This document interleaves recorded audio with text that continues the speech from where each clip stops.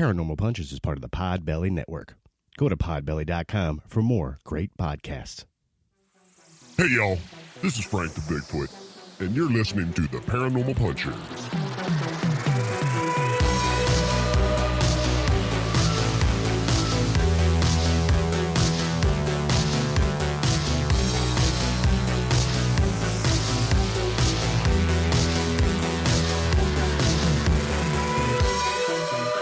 Hey, friends.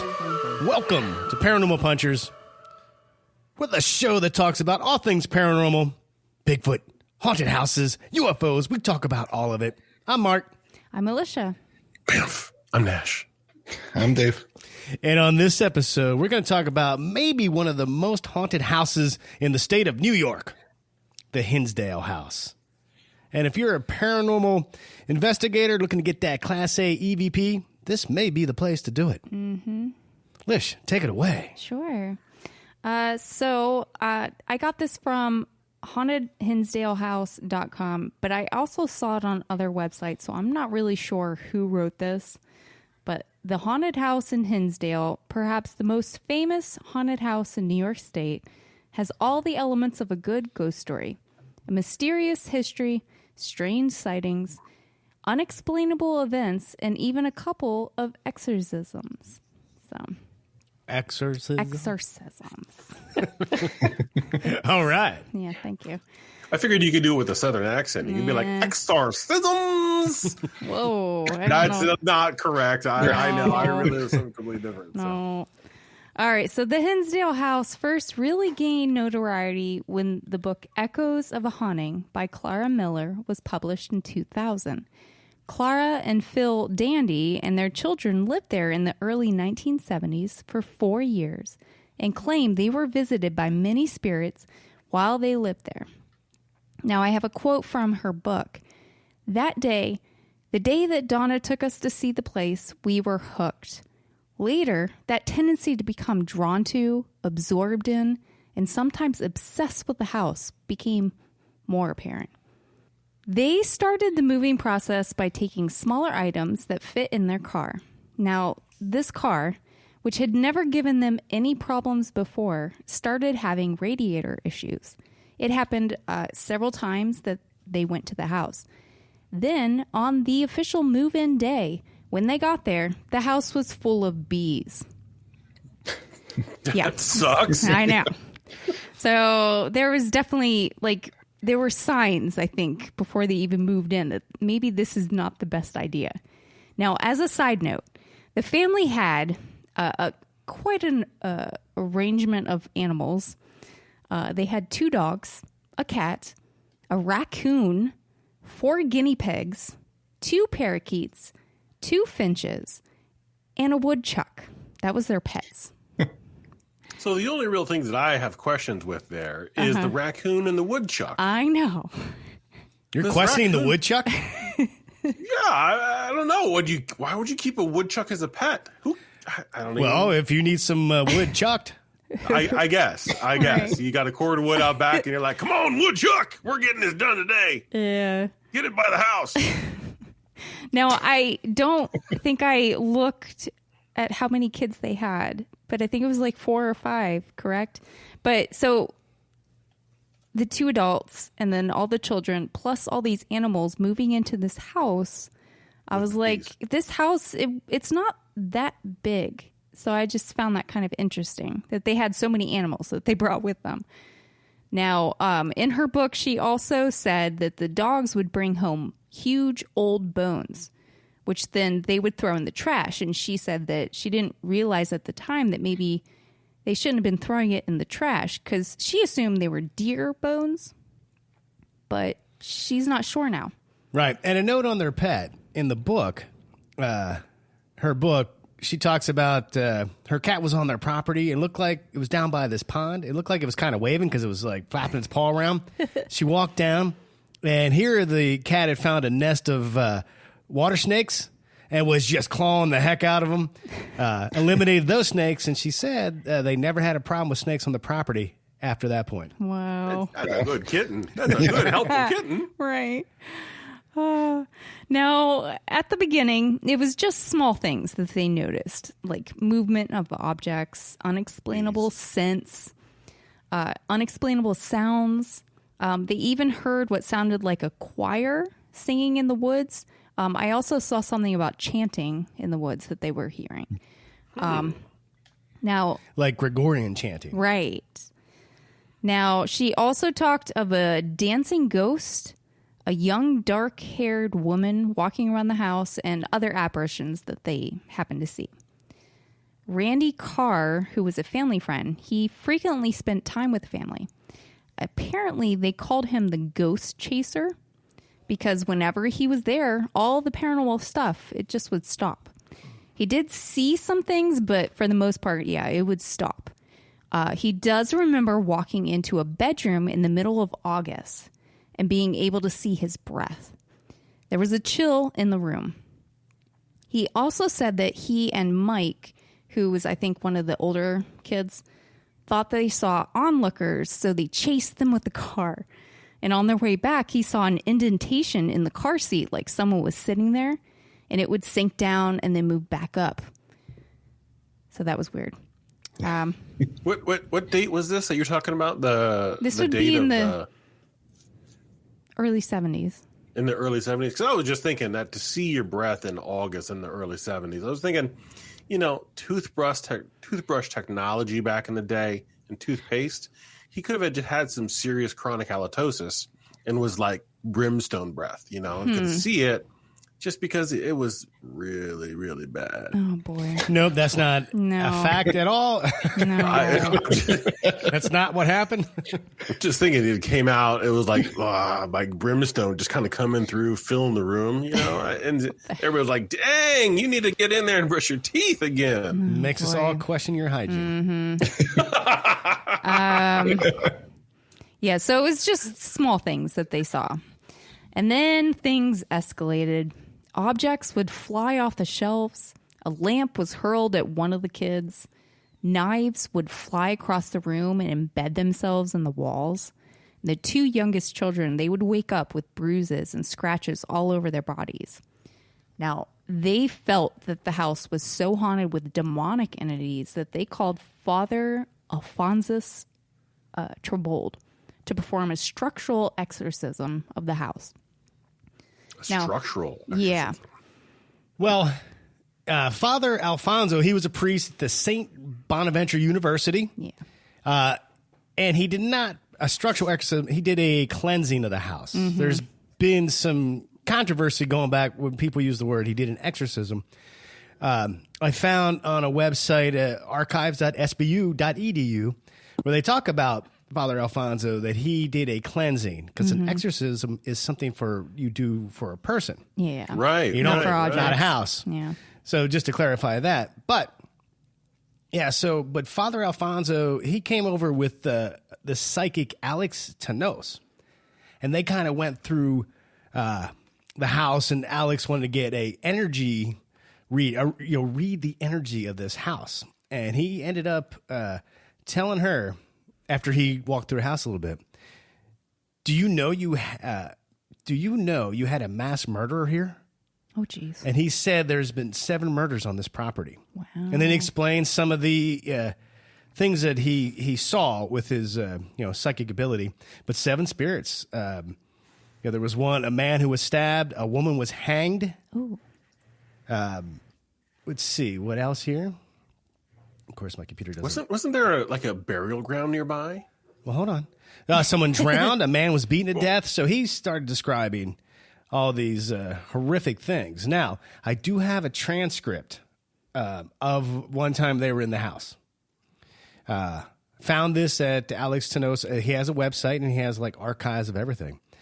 But they had a tape recorder. Some of this is him transcribing the tape and what he was saying when he was in, his psychic thing. But soon, I'm just going to read this verbatim. Soon after I entered the century-old house, I felt spirits there. Father Trabold and I made our way through the rooms with a tape recorder ready. As I acquainted myself with my surroundings, I became more and more absorbed in the house's history until finally its tumultuous past began to speak through me. Birds, quiet, my recorder statement began. A young girl lying in bed, calling for help, getting no response from her mother and father who were arguing. I am now a very dead cold. The chill is getting even stronger. The birds will remain quiet as I leave and draw the energy from this room. There are other energies in the room which are also affecting me. The vibrations are those of a very elderly woman in her 90s. The energies are of a certain things that have disquieted her over the years. But he continues, so he starts reading this room and just kind of saying what he's feeling, what he's picking up, these energies. And he does say the other energy is that of a girl. Oh, I would say 12 or 13, who was raped and killed. The young girl was raped by a man who was a bachelor. Again, the chills are hitting me. I'm picking up a young man, 18 or 19, who was killed in an accident. And for some reason, all these energies are converging here. So I found that interesting as he's kind of channeling what's happening here, that all these energies, but he finalized it with saying, for some reason, they're converging here. Right. You know, what energy is drawing these spirits to this location? I certainly don't know. But, you know, Father Trabold did the cleansing. Now, the story goes that as he was doing this, like the house kind of just came alive. And there was like all these noises. It fought back. And well, the screaming noise, like screaming outside of the house, and things were crazy. But then it quieted. And everybody thought, hey, it was good, but it didn't last. The things acted back up. But now I couldn't find if this was factual, but supposedly Father Alfonso said, some ground is just bad. No one knows why. Just leave as soon as you can and take only your own things with you. Don't discuss your plans inside the house. This place is just a hole to hell. And the family packed their shit and got out of there. Yep. Now, the house has shifted hands over the years, and no one really stayed for very long. And then in 2016, Daniel Class, I keep wanting to say Clace, but it's Class, right? Bought the house? Okay. It is now. Okay. Well, so he uses the house as a research site for the paranormal, and he says the spirits are still there. Now, when he bought the house, it was going to be demolished at that point. The inside was full of black mold, had a leaking roof, its wiring and ducts had been ripped out, and one of the upstairs bedrooms had a colony of honeybees. He did have the bees removed, but apparently they won't stay away from the house, and they keep coming back. And there are some that believe that when there are insects involved, that there is a portal of some sort. So now, but they're honeybees. We need honeybees. I know we do need. Well, which is why he didn't kill them. He had them relocated. Now, he believes that something was unearthed when new ponds were dug on the property in the late 1960s. So before the Dandies moved in. But he also believes that the paranormal activity stems from a Native American massacre that occurred in 1799 on the land. So people that have come there to do investigations, they've seen shadow figures. They've seen full body apparitions of adults and children. Objects have moved on their own, and they have a ton of EVPs that have been captured there. You will hear footsteps walking around upstairs when nobody should be up there. You can hear doors slamming, dogs barking, and people have also seen animal apparitions. So it's still, booming. But now, Dave, did you have some legends or rumors that possibly happened there on that property? Yes. So there was a tree known as the hanging tree or the tree of despair. And it was supposedly at the corner of McMahon Road and Wagner Hill Road with a large branch that hung over hung silently over the dirt of McMahon Road. And this was used to execute criminals and not criminals. There was what Mark had mentioned about the woman being hung. Apparently, that was a young woman named Elizabeth who was pregnant at the time. Mm-hmm. I could not find anything of what her crime was, but she was hung on that tree. As well as there were two brothers who owned the property for a little bit and had a stagecoach inn that they used to lure travelers in. And if they saw anything of riches, they would rob them, potentially sexually assault them, and then drag them to the tree and hang them. What? So the brothers' names, no one knows their last name, but they were Ian and Richard were their names.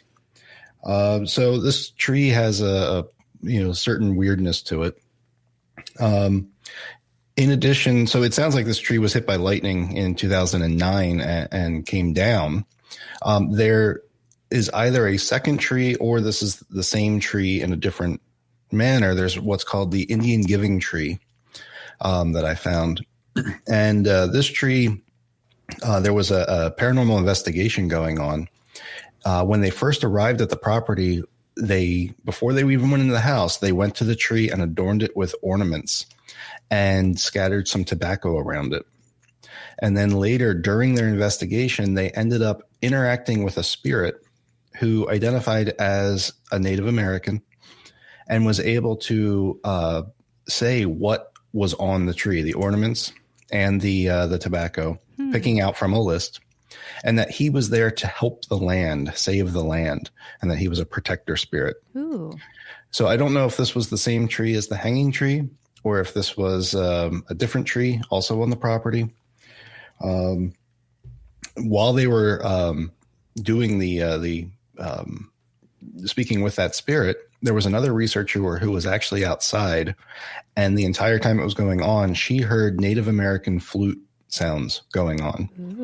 And then after they stopped interacting with the spirit, the flute stopped. So it was kind of interesting there. Yeah. Okay. Thanks, Dave. Yeah. Now, many say that it isn't necessarily just the house, but the whole area that the house is on, which is, we mentioned the chanting. But Nash, did you find any other things like UFOs or Bigfoot or whatever? Well, what I came across when I started to do a little research into some strange things happening at that house, the things that really jumped out at me were it had to do with some of the apparitions that they were seeing. Okay. And the apparitions had to do with, I guess there was a woman in a white dress who was digging around. But there were also other apparitions of half human, half animal hybrids. Ooh. In the area. And so when I started digging about UFOs in the area, that took me to like large counts of upstate New York UFOs. It really quickly got a little bit wider. And so I started really thinking about, well, that, animal human hybrid ghost, how and why would that happen if it wasn't a demon? If it was more of an apparition instead of a demon. So that got me thinking, of course, that, something's happening. There's so immediately my next search was, hey, is there any government installations around? Oh God. right. So I was like, somebody's doing some gene splicing, Oh, boy. and of course, within about 20 minutes or so, 20-minute drive from Hinsdale, 30 minutes, there's 3 government facilities. So I got me thinking, okay, well, let me look to see what's going on with it, how many UFO sightings there are in upstate New York. And that's like saying, how many cars are on the road. I mean, it was just staggering. Just in upstate in 2019, there was, what was it? There was one article that said it had upwards of 63 different locations in upstate New York, had 3 or more. Some were saying that 2019 had upwards of 150 UFO sightings, and 2020 had another 100 on top of that. So that just got me really thinking of, what was the topography looking like, and large that there was large bodies of water with wooded areas and government facilities. Come on. Here we go. We're gene splicing. We're getting it done. God. Okay. Yeah. So, I mean, and I know that Clara Miller had a little bit of data on a possible UFO experience. Now, Mark, you found a little something on that, right? Yeah. In her book, Echoes of a Haunting. Yeah. She actually has two references to UFO experiences. One, she talked about where they had to bring water up from their spring house. On the way bringing water back up in the evening, they saw this object in the sky approaching them super fast, making no sound. And they all watched it. It kind of came over, hovered for a few minutes, and then zoomed off. Wow. And she was kind of baffled. And then she had another incident where it was in the evening. She talks about liking to sleep with her shades open, so if she can't get sleep right away, she can look at the stars, the beautiful sky up there. But all of a sudden, the house was like bathed in light. Like there was an object literally right over top of them, and it lit up the entire house. The kids were freaking out. She told the kids, "Don't go to the windows." Lasted about 10 minutes, and it was gone. And then she looked out the window, and a similar object that like she saw before was zooming away from her place. Wow. And that, so I mean, that tells me that the UFOs are there. The other way to go would be if come on, shit, they're there. I mean, come on, so close to New York. I mean, jeez. That if it was truly a ghost of a human animal hybrid, could it have been a cryptid? Could it have been a cryptid who was in with like the Indian massacre or how? So that took me kind of down a rabbit hole that I'm still kind of floating around in. But there's a lot of possibilities that are happening right there, and I'm sticking with the UFOs, governments, sewing people and animals together because that's what they do. That's what they do. It's usually cows and probes, but gene splicing is number 3 on that list. So. That doesn't explain any of the haunting, the paranormal inside the house, but okay. No. Just some of the things that could be happening on the outside that could just add to some of the weirdness in that. So. Well, I feel like it's the whole area maybe is kind of compromised as far as paranormal in all different stuff, kinds of ways. Yeah. Actually, there was one other thing that weirdness that I had meant to mention before missed. So in 1942, a 16 or 17-year-old died on the property. He and his dad were cutting branches off a tree, and the buzzsaw got stuck and got flung at his head at a high rate of speed. Oh, jeez. And caused massive trauma, and he died 3 hours later at the hospital. So I wonder if some of what the psychic heard from the traumatic experiences was that experience. Wow. Now there was the only time I've ever seen a buzzsaw actually do damage to a person was in a documentary. It was called Commando with Arnold Schwarzenegger. And in this hard hitting documentary, he unfortunately there was an incident where a buzzsaw hit somebody in the forehead, and it was kind of disgusting. But okay, but it was just saying, and if you want to look it up, you can. It's in there. It was in a tool shed situation, but I can't imagine anybody surviving. Tool being the appropriate word right now. Rude. Oh my gosh. Now, you can go and do tours here, and a lot of people have, and people are having pretty intense experiences. In fact, was that Nick Groff had a show? I can't remember. It just fell out of my head right now because Nash was talking about Commando. Paranormal Lockdown. Okay. But they had some intense situations going on there. They got some EVPs. He was starting to feel like, very oppressed and getting angry. Right. And I listened to this other podcast, Amy Keeps It Creepy. Okay. She caught some interesting EVPs also. So I feel like this place, I like the fact that Daniel Klass's bought this and going to. I mean, he's going to make money. Oh, yeah. Obviously, but he's also going to keep it going and let people come up here and do paranormal research. I dig that, and I feel it should be on our list. But it really, some of the if you watch some of the YouTube things, hear some of the stories, it could be a real terrifying experience. I know. I have an odd question for you all. Mm-hmm.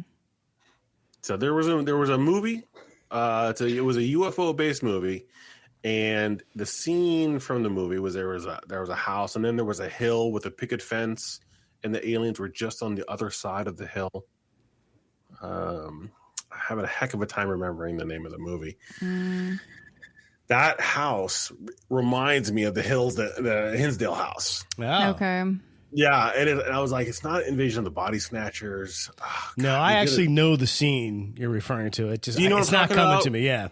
Where like a parent and a child are coming up over the hill, and there's a bright light on the other side of the hill where the aliens are.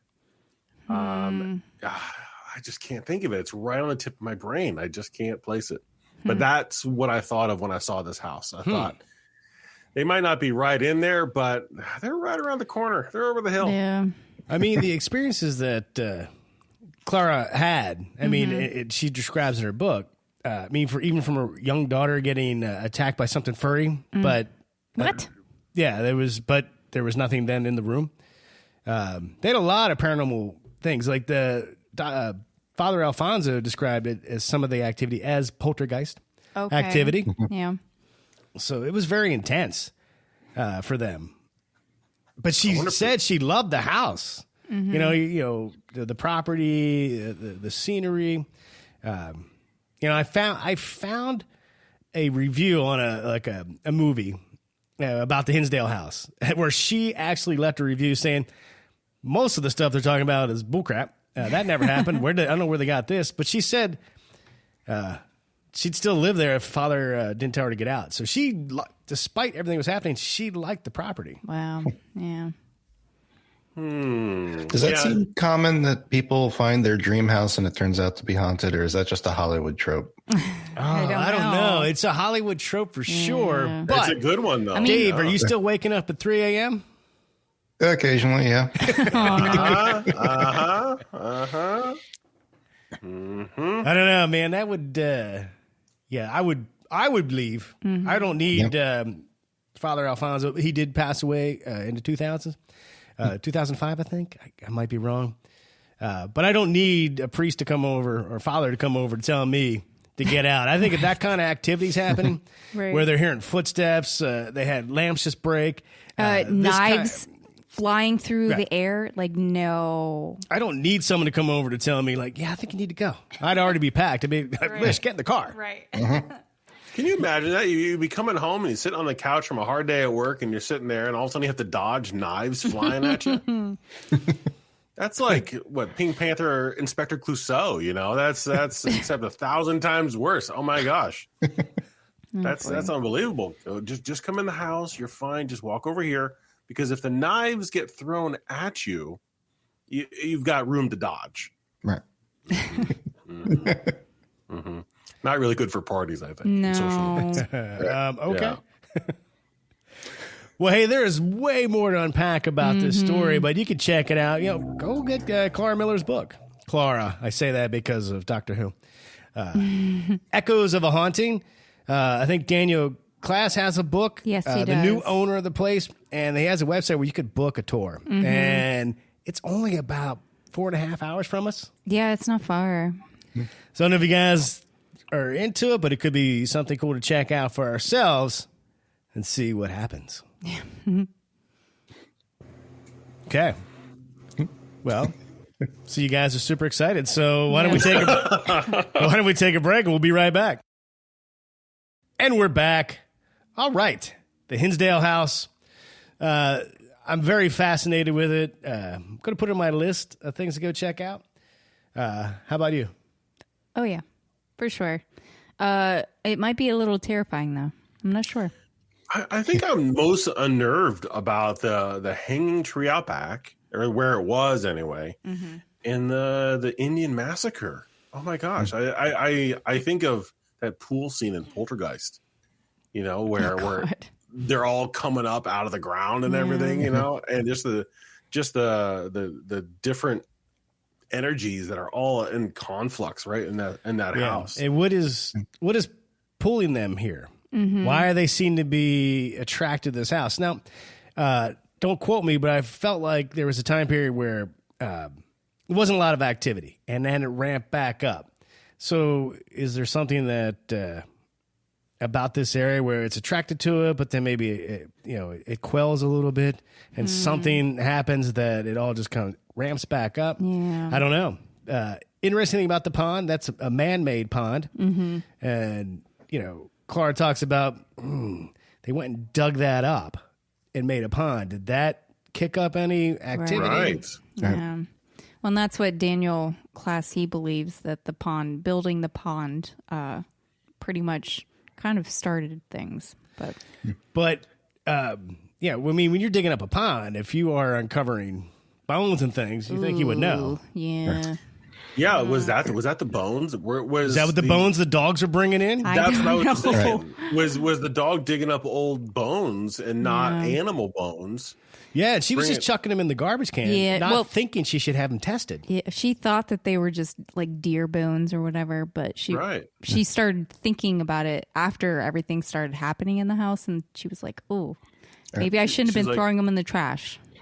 So I wonder if she inadvertently caused this through angering a spirit by throwing out their bones. How are you supposed to correct that? It was You're going to be dumpster diving for a long time to try to find them. You get on the phone with waste management and you have a conversation with customer service, and you're like, "Hey, we accidentally threw away a lot of human bones." Well, it's New York. It could still be on a garbage barge floating around somewhere, right? That's true. That's true. I just think it would be really odd that if they were human bones, I just imagine the dog coming in with like a leg and with foot attached kind of a thing, like skeleton style, or we're constantly bringing home a new femur. It's like, what? Yeah. I'll just throw it away. It's fine. Whatever. It's an animal bone. That's fine. Make broth. Ew. Yeah, right. Ugh. Ew. Ugh. And on that note, go ahead, Dave. No, just I will say in a lot of the research that I was doing, there was 2 or 3 different people in a university context who have studied this and had a lot of debunking on a lot of the different stories. Yeah. So, like for the stagecoach house thing with the 2 brothers, there was somebody who was actually checking out the topology of the land at the time, and that the road would not have been passable for a stagecoach. So therefore that probably couldn't happen. And the hanging tree would not have been of sufficient size to support hanging in the time frame, right? Based on the age it was in 2009 when it came down. So things like that a lot of the experiences inside the house are one thing, but I think a lot of the tales around may or may not be right, maybe made up to kind of add to the story. Right, yes, yep. It's also interesting with a lot of the experiences weren't necessarily like the chanting in the woods. It wasn't what the investigators heard of the Native American flutes in the woods. So it was, there's a difference there of, why are we getting different types of events? Right. And now on that paranormal lockdown, Nick, he was out there. He heard that chanting. He did, yeah. So that's very bizarre. Now, audio wise on the show, we couldn't hear it. We couldn't tell. No. But he swore he heard it. Yeah. But it was not just the chanting. And he said it was like choirs. So I saw something about a choir, but then I saw more about the chanting. So to be honest with you, I'm not sure if the choir thing was made up or what. But what if it was like a druid situation, that there were a bunch of druids out there or something like that, causing mayhem, dealing with spirits, and I don't know. Yeah. I was thinking if it was like a choir. I mean, I hear that kind of stuff all the time. I mean, I hear, yeah. So, I mean, whenever, if I should be doing something, in the morning, I get up and you do your business in the bathroom. And then when that happens, I hear choir music and it's like, oh, you have given to us. that kind of a thing. And it's kind of a holy thing that happens. So I know it happens like that for everybody. But, so I hear that all the time, at least in my head. But I was wondering if it was chanting, if there were like a cult or something in the woods trying to bring those spirits out and kind of manifest them in this house. I don't know. To hear chanting in the woods is, it's time to go. Right. Sorry. Well, I don't know. If you're fascinated with this, I recommend reading the book. Yeah. Echoes of a Haunting. Yep. All right. We're going to jump into some listener feedback brought to you by Paranormal Punchers Patreon. Hey, we have a Patreon. Yeah. If you like more of us shooting the breeze about the paranormal, and we have other shows where we talk about movies. Hey, we're doing a lot of fun things over there. We got some videos coming your way. Go check it out on Patreon. We have shows like Ghost and Gastropubs, where we virtually visit a haunted location and in a nearby pub, restaurant, or brewery, so we can help you plan out your own little trip. And we have Creepy Cryptids. It's what it sounds like. We talk about cryptids. And then the weekend show where we can argue about movies that we love and Nash hates. So, Hashtag truth. if you want to get more of us and support us, little as $1 a month, a lot of cool things over there. Go check it out. All right, listener feedback. Kicking it off here with Florin from England. Hello, guys. Love your podcast ever since I found it. I started listening from Ep 1, so I'm slowly catching up a few episodes a day. I've had some situations that are hard to explain and unbelievable unless you're open to the paranormal. I'll put one and a subject for the future at the end. First time I'm ever messaging any podcast, but here's a spanner in the works on 2 of your episodes. I had to look that up, a spanner that's a wrench. Oh, okay. So he's throwing a wrench into the works. And it's also slang you can call your friend, if he's being a tool, you can call him a spanner. Oh, I like it. So I kind of like that. Yeah. That's nice. That's all right. Settle down, Spanner. I got to read more here. Easy. Whoa, easy. I think episode 42, Skinwalker Ranch. You guys suggested that the stakes in the ground by the door were to hold big guard dogs. Plot twist. They held cattle or maybe someone that would be sacrificed to feed the wolf. Or whatever shape shifted into a wolf so that the family is safe. That's that's a good idea. Wow. That's a hardcore idea. I don't know if I would say good. I was gonna say I'm gonna redact that good and be like, well, I get not the right word. or I'll finish and then you can have. Okay, sorry. Think of a dog that senses a cat on the other side of a garden door. It would claw at the gate trying to reach it. A hungry direwolf or else would sniff food inside a flimsy no escape box called a house. But if the cattle is outside and can't run away, then it's just an easier meal. Or what if they somehow manage to get their hands on the wolves and they use chained them up to be a statement of power and security? Ooh. Because a farm that size isn't cheap to run. If there's wealth, there's people wanting it. All right, all interesting. Okay. Yeah, chaining up so the wolves eat the cow and let you sleep and watch reruns of Friends. So, okay. Interesting theory. I like the idea of they captured the big wolves, chained them up to keep people away. Yeah. But I have no proof of any of that, but I like where you're going with it. Has the cattle being chained up has kind of a T-Rex in the park kind of a thing. Yeah, like that poor goat.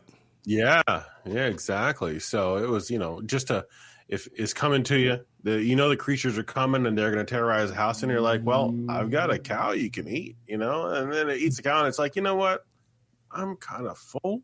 You guys are off the hook. But you could probably go through a lot of cattle doing that. Yeah, and cows aren't cheap. Right. So, Yeah, I don't know. I wonder how long a cow would feed. I like the idea. Yeah. All right, we also have on episode 56, the Mogean Monster. What if he decapitates his prey because of the side effects. Now hear me out. If a werewolf or a vampire can make their prey come back to life, would it be possible that the Mogean Monster is smart enough to know to prevent that by removing the head as the undead... Hold on, let me go back here. Would it be possible that the Mogean Monster is smart enough to prevent that by removing their heads, as the undead would be too dangerous and feral to distinguish even between their own kind? So wait, what you're saying is the Mogean Monster, like a werewolf, could create another Sasquatch-type creature? No. He's stopping an undead situation. No, I'm saying if he doesn't remove the head, he can make a were-squatch? Yeah. I mean, I'm kind of fascinated with that concept. I Yeah. mean, that's got to be a movie right there.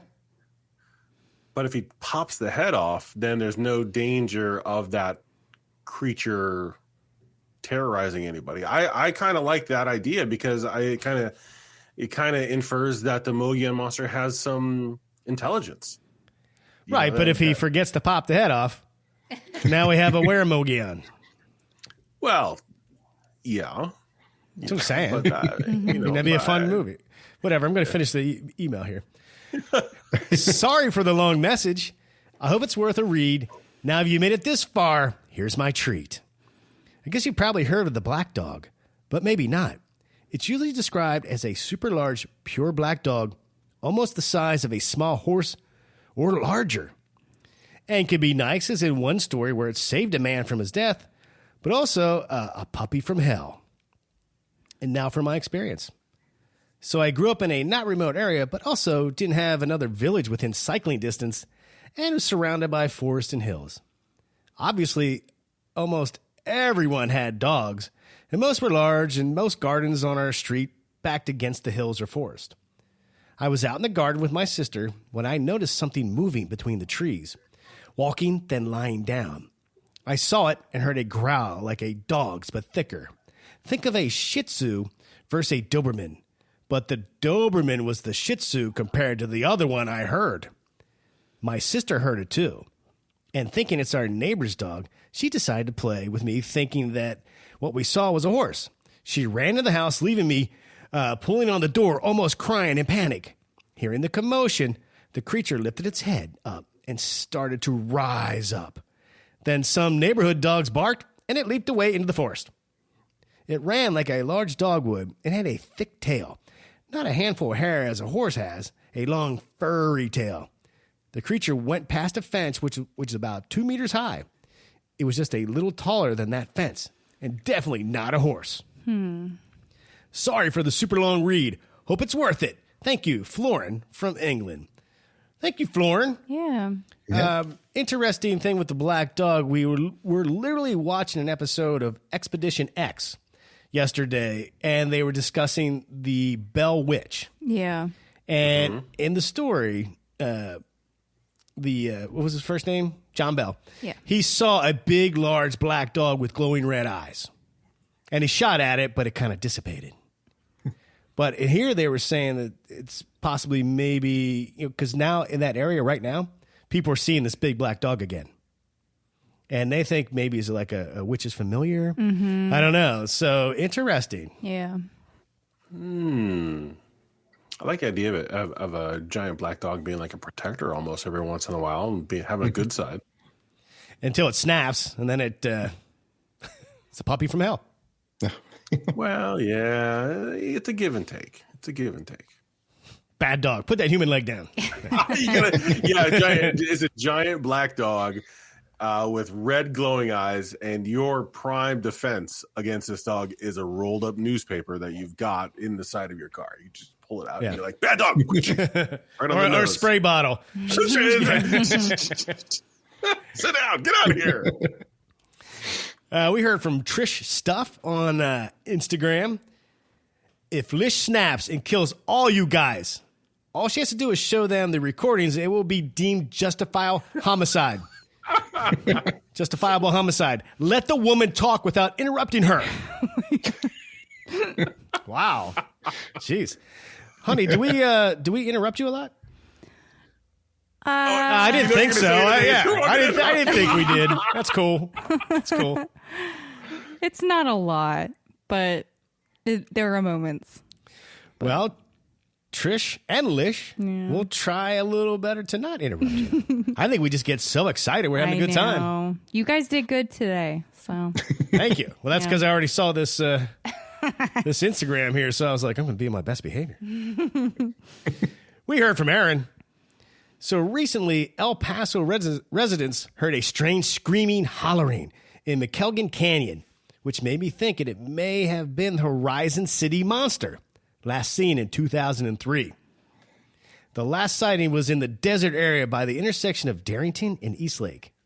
And she had a little map in her comment where she highlighted these areas and also where she picks her kid up from school, which is also in a very close proximity. Pretty close, yeah. Now, her dog escaped from a dog sitter in January and spent the night in that desert area before returning back home. So, fortunately, it did not eat her dog. No. Wow, I've never heard of the... Horizon City Monster. Yeah. But I looked it up. It is their Bigfoot. Oh, cool. I know. I like it. Should be on our list. I mean, that has to say something that almost every state, areas, places around the world have their own version of a Bigfoot. I mean, it makes you think like, it's got to be real, right? They're everywhere. They're everywhere. Different varieties. They had to kind of naturalize to that specific area and kind of acclimate to the climate. Right. I think they're all there. Thanks, Aaron. We heard from Alberto. What is wrong with Nash? I just finished the Melonhead episode and heard him rant about my favorite hunkered down during a hurricane movie list that I grew up with in the 80s and 90s, and I almost crashed my truck into a palm tree. Love the show like always, but I will have to have Nash executed with Cuban ninjas the minute he steps into Miami. Cuban ninjas? Yeah. That would be awesome. No, because you'd be dead. I'd like to see some Cuban ninjas. Hey, Alberto, we don't know what's wrong with him either. But we still love him and put up with him. Yep. Most likely, it was because that was a crappy movie. That's Nope. Well, I tell you what, though, if Nash ever says he's going on vacation to Miami, I'm going to take out an insurance policy on him. And then give you a quick call. I'll delete that section. Yeah. Don't need that as proof. Yeah. We heard from Driving a Storm. I have another idea for your next episode. You should do an episode about Zombie Road in Missouri. Zombie Row. Road. Okay. Take me home. Zombie Road. Never heard of it, Dravenus. We'll put it on the list. Thank you so much. Keep the topic ideas coming. Yeah, I want to know if they, a little bit more details. That's a great one. I like that. It We haven't sounds talked cool. about zombies. Yeah. We heard from Kev. Hey, guys. I just want to say that I absolutely love the podcast and have been listening since last year, and I've been hooked ever since. Definitely give you guys a 5-star rating. Just remember, if it's not paranormal, it ain't worth checking out. Close. Also, I'm from Ireland, Wexford. You should do one on the Banshee or the Druids. Okay. Oh, yes. Yeah. Kev, both. Well, thank you for listening. Thank you for the topic ideas. I think they're both good topic ideas. The Banshee would be fun. And Nash, you just mentioned Druids earlier. I would love to do an episode on Druids. That'd be great. Hey, if you want to send us feedback, go to paranormalpunchers.com. You'll find all the ways to contact us. We'd love to hear from you. We'd love to hear your paranormal stories. And go do it. All right. Anything else, everybody? That was a quicker episode than normal. We motored through that. I don't know what happened. Oh, we weren't arguing about movies. Right.